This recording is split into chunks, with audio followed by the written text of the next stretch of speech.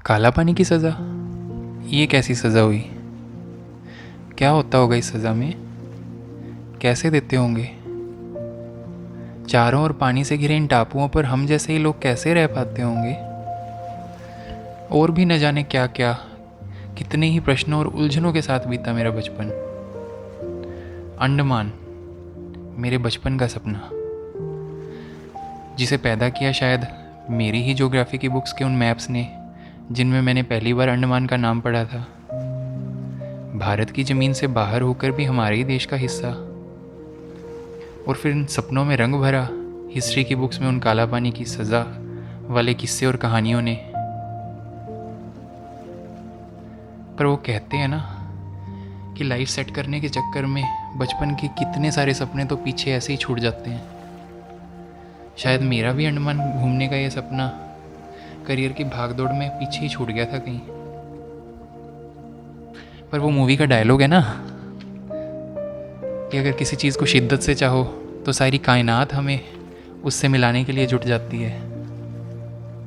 तो बस कायनात ने की अपनी कोशिश और पहुंचा दिया मेरे ही एक जिगरी दोस्त को जॉब ट्रांसफ़र में अंडमान।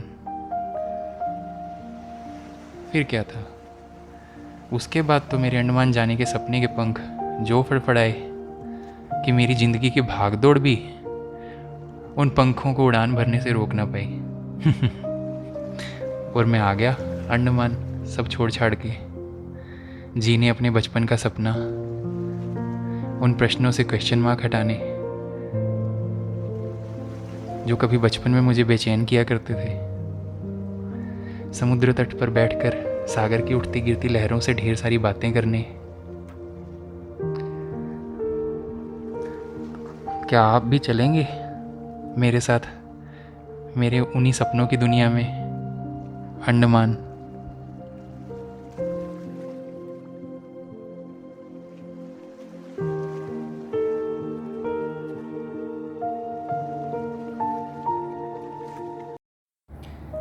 पर वो कहते हैं ना कि सपने भी अगर इतनी आसानी से बिना किसी अड़चन के पूरे होने लगें तो उनको कोई सपना कहेगा ही क्यों।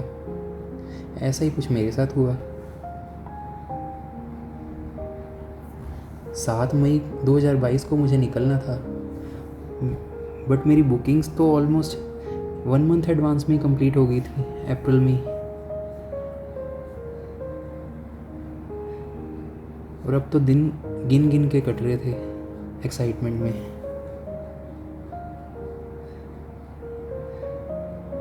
7 मई तो बस आने ही वाली थी कि सडनली 4-5 मई के आसपास मौसम विभाग ने साइक्लोन आसनी की प्रिडिक्शन दे दी।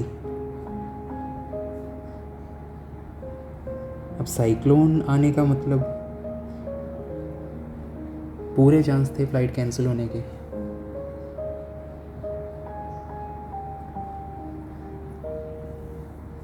जो 1 मंथ की एक्साइटमेंट थी एक झटके में टेंशन में बदल गई। होती भी क्यों नहीं, बचपन का मेरा जो इतने टाइम का सपना था वो इस साइक्लोन में कहीं मुझे खोता हुआ दिखाई दे रहा था। 6 मई की रात तो मैं पूरी रात सो ही नहीं पाया। सारी रात फ्लाइट्स के स्टेटस ही चेक करता रहा, फ्लाइट्स जा भी रही हैं या कैंसिल हो रही हैं। कुछ फ्लाइट गई भी थी, कुछ कैंसिल भी हुई थी। बट मेरे हाथ में तो कुछ था ही नहीं। फाइनली 7 मई का दिन भी आ गया।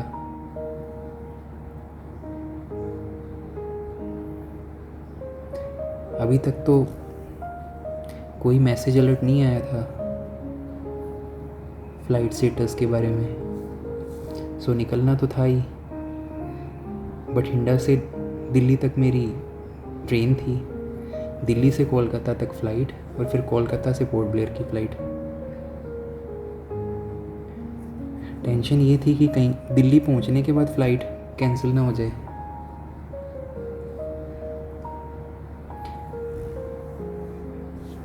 बट करता क्या, निकल गया भोलेनाथ का नाम लेकर।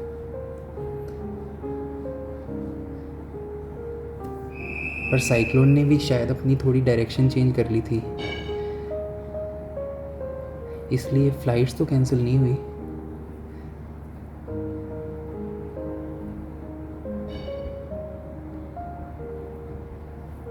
सो एक टेंशन तो ख़त्म हुई। अब ये तो उम्मीद थी कि अब एक बार फ्लाइट में बैठ गया तो अंडमान तो पहुंच ही जाऊंगा, आगे की आगे देखेंगे।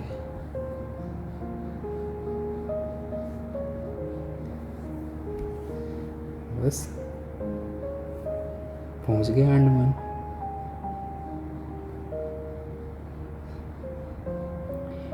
कोविड प्रोटोकॉल्स के बारे में मैंने पहले ही काफ़ी रिसर्च कर लिया था। अंडमान से कोविड प्रोटोकॉल्स सारे ऑलमोस्ट हटा दिए गए थे। बस फ्लाइट लैंड करने के बाद डबल वैक्सीनेशन सर्टिफिकेट चेक करवाना होता है। अगर आप डबल वैक्सीनेटेड हो तो हाथ पर आपके एक वैक्सीनेटेड का स्टैंप लगा देंगे, means you are free to exit the airport. और अगर वैक्सीनेटेड नहीं हो तो एक RT-PCR रिपोर्ट आपको दिखानी पड़ेगी, जो कि 48 आवर्स से ज़्यादा पुरानी नहीं होनी चाहिए। और अगर वो भी नहीं है तो आप एयरपोर्ट पे आके टेस्ट करवा सकते हो, जिसकी रिपोर्ट आपको नेक्स्ट डे मिल जाएगी। सो टेंशन की तो कोई बात ही नहीं है।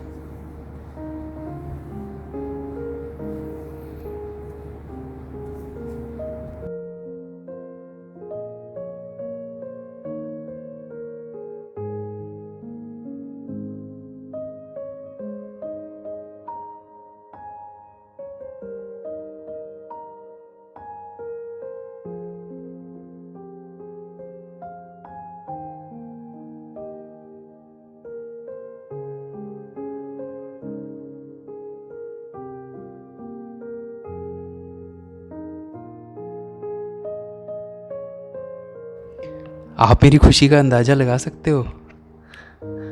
फाइनली मैं पोर्ट ब्लेयर में लैंड कर रहा था।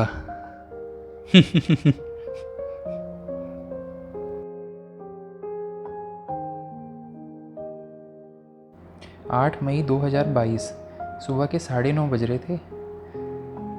मुझे आज जाना था पोर्ट ब्लेयर से मायाबंदर, जिसके लिए मैंने शेयर्ड टैक्सी बुक की हुई थी। सो मैंने टैक्सी वाले भैया को फ़ोन लगाया तो वो बोले कि वो 1 बजे आएंगे, बिकॉज़ हमें 2:30 वाला गेट क्रॉस करना है जंगल का। इस गेट के बारे में मैं आपको आगे चलकर बताऊंगा। फ़िलहाल मेरे पास 3 घंटे का टाइम था 1 बजे तक, तो सोचा क्यों ना ब्रेकफास्ट करके सेलुलर जेल ही हो आऊँ। मुझे मेरे बचपन वाले क्वेश्चंस का आंसर भी मिल जाएगा शायद वहाँ पर। सो बस फिर क्या था, ब्रेकफास्ट करके मैं निकल लिया ऑटो करके सेलुलर जेल के लिए।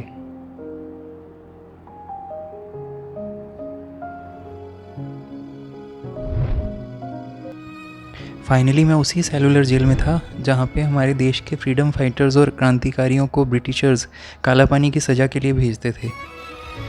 काला पानी की सज़ा तो सिर्फ इसको इसलिए बोलते थे क्योंकि यहाँ पे चारों तरफ दूर दूर तक हज़ारों किलोमीटर तक सिर्फ पानी ही पानी है। भागने का कोई रास्ता ही नहीं था। सालों साल सज़ा काटते हुए इन्हीं छोटे छोटे सेल्स में बंद रहते थे, यहाँ तक कि एक दूसरे से भी नहीं मिल पाते थे। अपनी मातृभूमि से दूर देश की आज़ादी के लिए अपनी जान कुर्बान करने वाले इन वीर क्रांतिकारियों को मेरा सैल्यूट। 1 बजे तक कैब वाले अली भाई भी आ गए थे। प्लान कुछ ऐसा था कि मैं आज जाने वाला था मायाबंदर मेरे फ्रेंड वरुण के पास, जो कि वहाँ पे as SBI bank manager posted है। 2 दिन वहाँ पे नॉर्थ अंडमान एक्सप्लोर करके मैं फिर वरुण के साथ ही वापस पोर्ट ब्लेयर आने वाला था, जहाँ से हम जाने वाले थे Havelock and Neil island. Actually Andaman में 3 डिस्ट्रिक्ट हैं, north and middle Andaman, south Andaman and Nicobar. Port Blair south Andaman district में है। मैक्सिमम जो टूरिस्ट लोग आते हैं वो Port Blair, Havelock and Neil island, basically south Andaman घूमने आते हैं। मायाबंदर जो है वो नॉर्थ एंड मिडल अंडमान का डिस्ट्रिक्ट हेडक्वार्टर है और इनको आपस में जोड़ता है NH4, जो कि अंडमान ट्रंक रोड के नाम से भी जाना जाता है। रोड काफ़ी अच्छा बना हुआ है। पोर्ट ब्लेयर से निकलने के 40-50 किलोमीटर बाद आता है जिरकटांग चेक पोस्ट, जहाँ से जारवा रिजर्व फॉरेस्ट स्टार्ट होता है। ये अप्रॉक्सीमेटली 45 किलोमीटर रेंज में फैला हुआ है। इस जंगल में जारवा ट्राइब के लोग रहते हैं जो हज़ारों साल से इसी जंगल में रहते आ रहे हैं।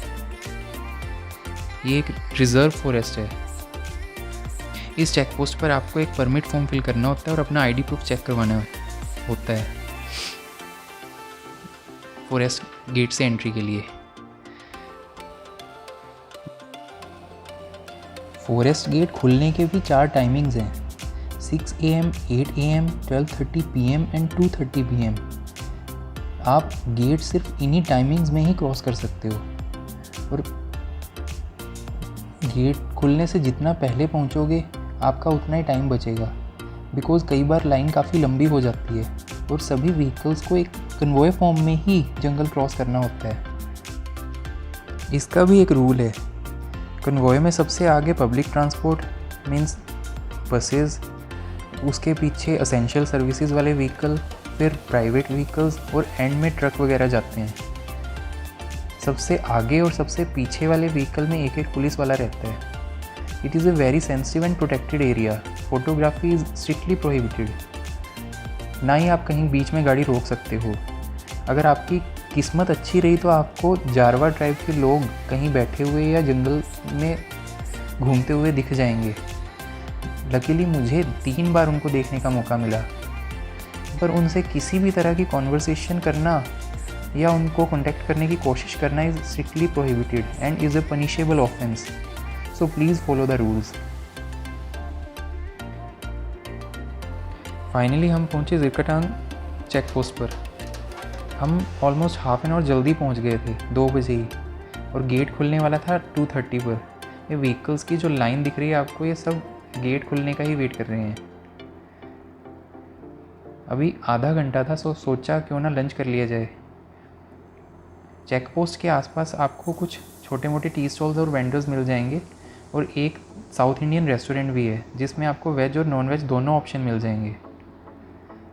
अगर आपको लंच या ब्रेकफास्ट करना है तो आप इसी रेस्टोरेंट में कर सकते हैं, या कुछ खाने का सामान लेना है तो वो भी यहाँ से ले सकते हैं, बिकॉज़ आगे 2 घंटे तक कुछ भी नहीं मिलने वाला, एक छोटी सी शॉप भी नहीं मिलेगी। खाने का प्राइस इस रेस्टोरेंट में काफ़ी रीज़नेबल है। मुझे 90 रुपीज़ में ये प्लेट मिल गई थी। Pure vegetarian plate, because I am vegetarian. Non veg option भी आपको मिल जाएंगे। जारवा फॉरेस्ट का गेट क्रॉस करते ही आता है मिडल स्ट्रेट। ये मिडल स्ट्रेट जिरकटांग रेंज को बाराटांग आइलैंड से अलग करता है। यहाँ से हमारे सारे व्हीकल्स फेरी पर चढ़कर मिडल स्ट्रेट को क्रॉस करने वाले थे। बिकॉज ब्रिज का काम अभी चल रहा है, बट वो कंप्लीट होने में 2 से 3 साल लग जाएंगे।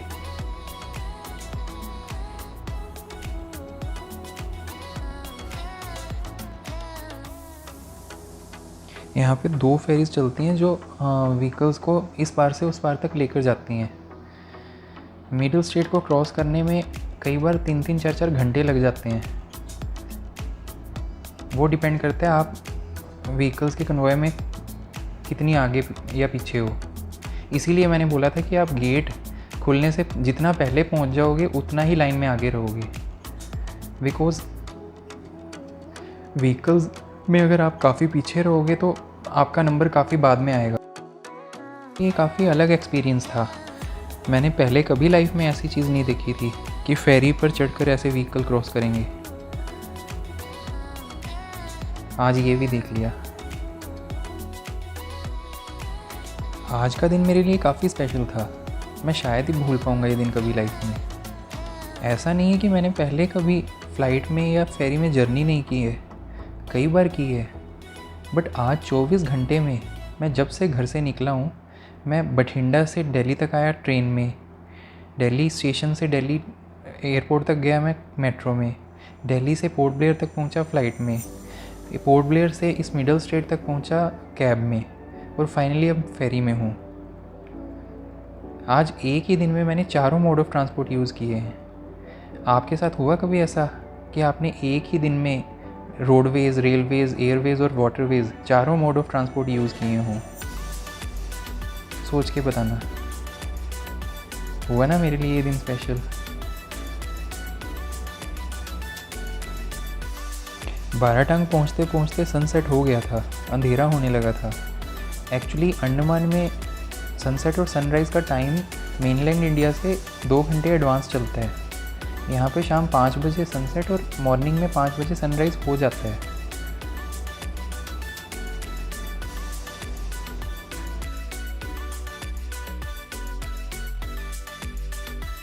अंडमान का वेदर काफ़ी अनप्रिडिक्टेबल रहता है। यहाँ पर कब धूप से बारिश शुरू हो जाए पता ही नहीं चलता। अंडमान घूमने के लिए आप मॉनसून को छोड़कर साल में किसी भी टाइम आ सकते हो। वैसे अंडमान के लिए जो बेस्ट सीज़न रहता है वो नवंबर से मिड ऑफ मार्च तक रहता है। मॉनसून में तो सारा स्काई ही क्लाउड से कवर्ड रहता है। आप अंडमान का नाम सुनकर जिस क्रिस्टल क्लियर ब्लू वाटर के व्यूज़ से अट्रैक्ट होते हो और वाइट सैंडी बीचेस, वो सब क्लियर स्काई और सनलाइट का खेल है। सो मॉनसून में तो आने का सोचना भी मत। वैसे भी मॉनसून में ऐसी गजब की बारिश होती है अंडमान में कि आप रूम से बाहर ही नहीं निकल पाओगे। ये हम्फ्री स्ट्रेट ब्रिज है जो बाराटांग आइलैंड को रंगत आइलैंड से कनेक्ट करता है। पहले यहाँ पे भी व्हीकल्स को फेरी से क्रॉस करना पड़ता था मिडल स्ट्रेट की तरह, बट अब लास्ट ईयर यहाँ पे ब्रिज कंप्लीट हो गया है, तो यहाँ पे काफ़ी कन्वीनियंट हो गया है जर्नी के लिए।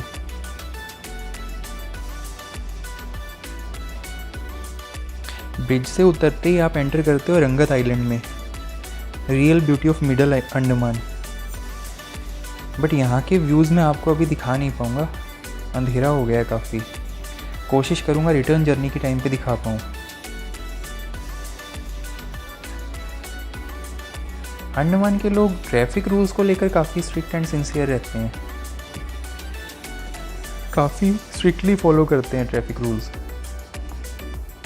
ऐसी सिंसियरिटी ट्रैफिक रूल्स को लेकर मुझे मेनलैंड इंडिया में कभी नहीं दिखी।